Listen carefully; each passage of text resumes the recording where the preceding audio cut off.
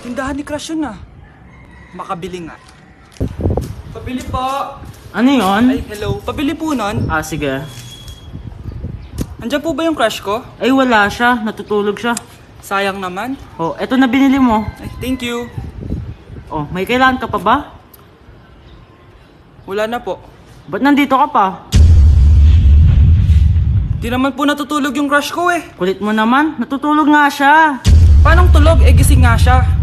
Ayan o, nanonood siya. Galambingin, alaga, ani ko lang ang tatabi. Ang sarap ng pagkain. Nag-enjoy ka ba? Oh, anong problema? Tanong mo sa sarili mo. Ha? Bakit ako? Ewan ko sa'yo. Ah, tinatoyo ka na naman, no? Ayoko na! Palagi na lang ganito. Ano bang ginawa ko? Nahihirapan na ako. Ang ayos-ayos mo lang kanina kumakain tayo, ah. Alam mo, okay na sana eh. Kaso ang damot mo.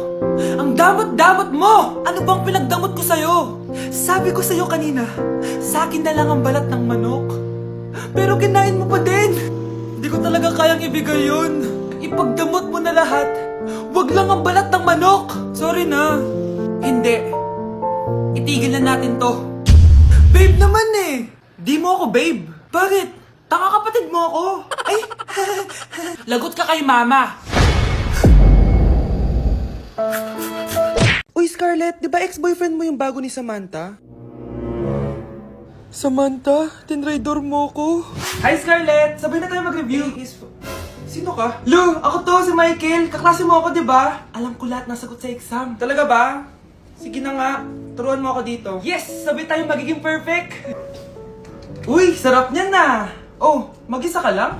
Ah, oo. Wala naman akong kaibigan dito eh. Ako, pwede ba ako maging friend? Boyfriend? Ha? Ayan ka na naman eh. Joke lang, ito naman. Kain na nga tayo.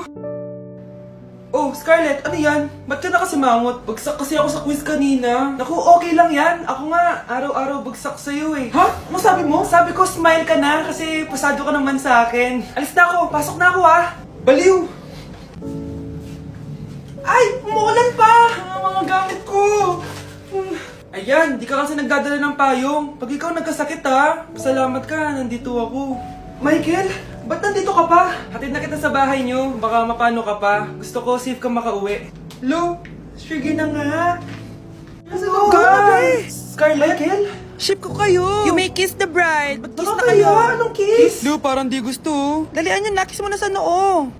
Humanda ka, Scarlett. Tapos na yung maliligayang araw mo. Hi, Bes! Uy, Bes! Boyfriend ko nga pala, Michael, si Samantha, best friend ko. Hello, Samantha. Nice to meet you. Hi, Michael. Ako nga pala si Samantha.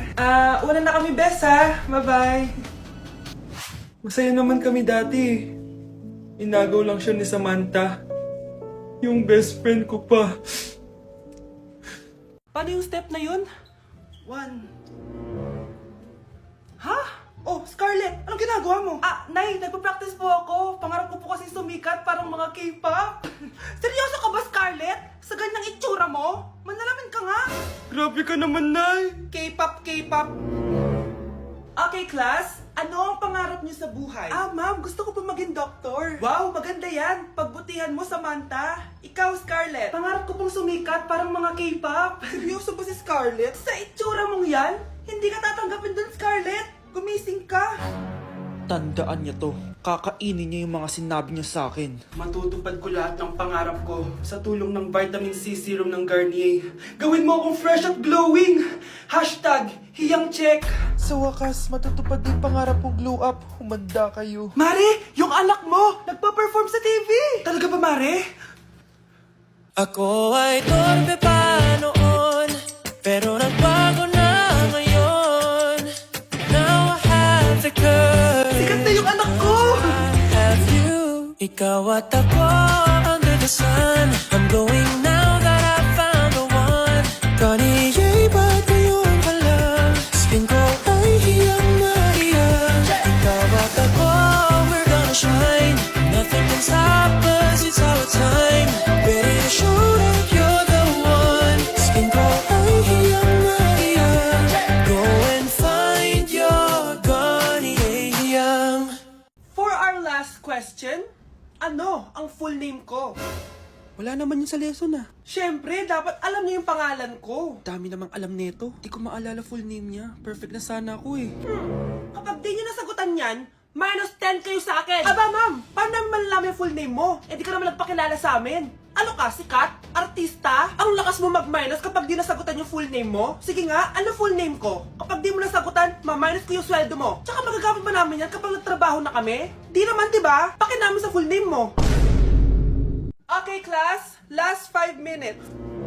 Hirap naman nito. Be, ano sagot sa number 10? Huwag ka mong mapya sa akin, Samantha. Mapapagalitan tayo kay ma'am. Tamot mo naman. Ayaw mo akong pakopyahin ha? Bilisan nyo, class. 1 minute na lang. Ma'am, nangangopya po si Scarlett sa akin, no? Ang pakasinungaling mo, Samantha. May nangangopya pala dito.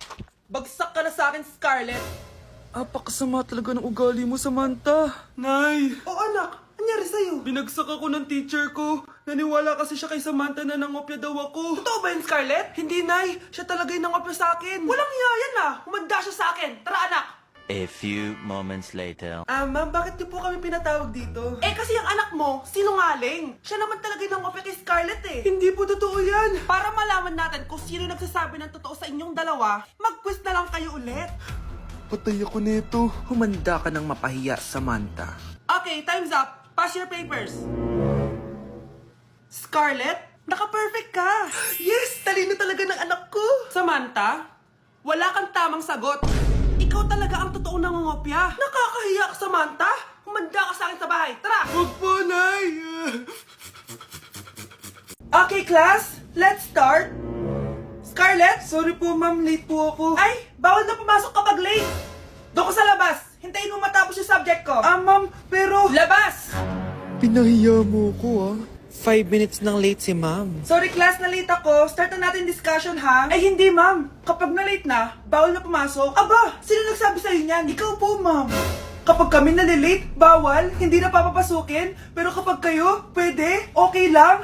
Ang unfair. Classmates, mag-party tayo dahil hindi na magtuturo si ma'am. Scarlett! Scarlett! Ano, may sasabihin ka ba? Wala po, ma'am. Buti po nakadating pa rin po kayo kahit na late. Okay class, let's start.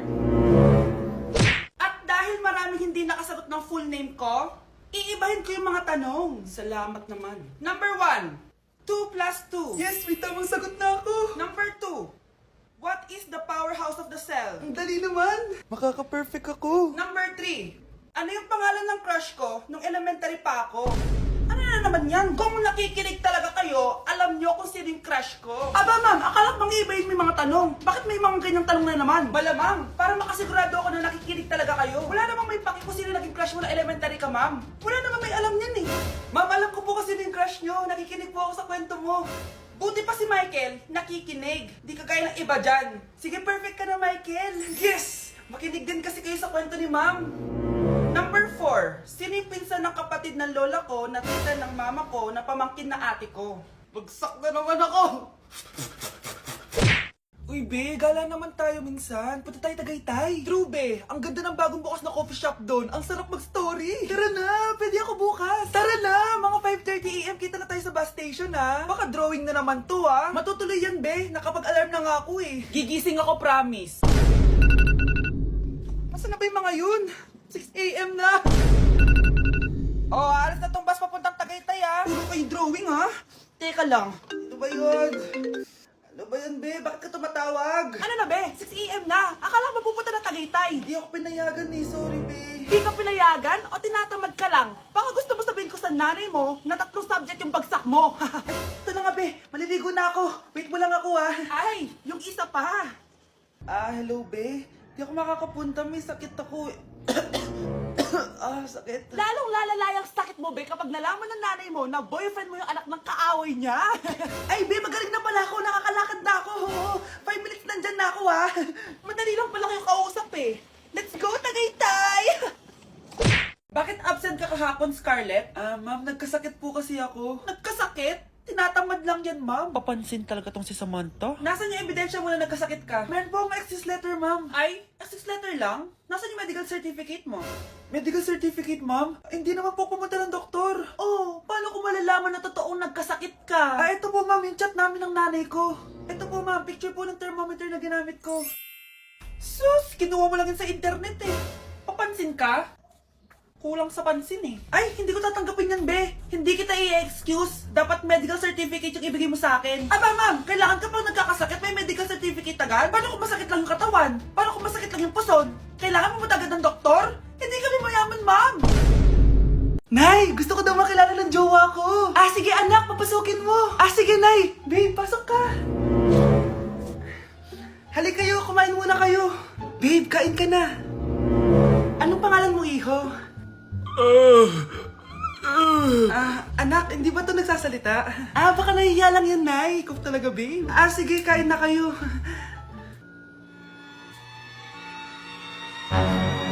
Ah, si Ay lang ako, ah.